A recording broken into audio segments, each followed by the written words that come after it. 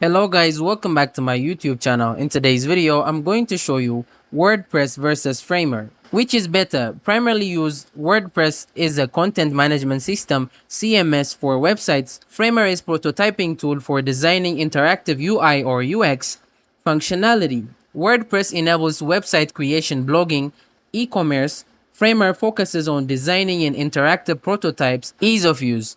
WordPress beginner friendly, no coding skills required. Framer targeted at designers at or developers learning curve customization.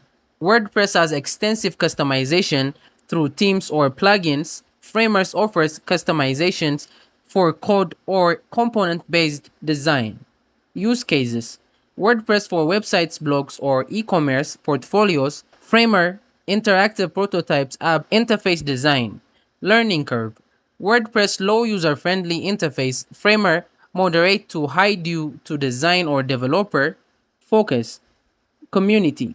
WordPress large community with extensive support or resources. Framer smaller community targeted at design community.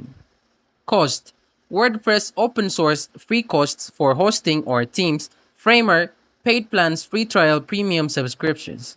Thank you guys for watching this video. If this video was helpful, don't forget to like and subscribe to my YouTube channel.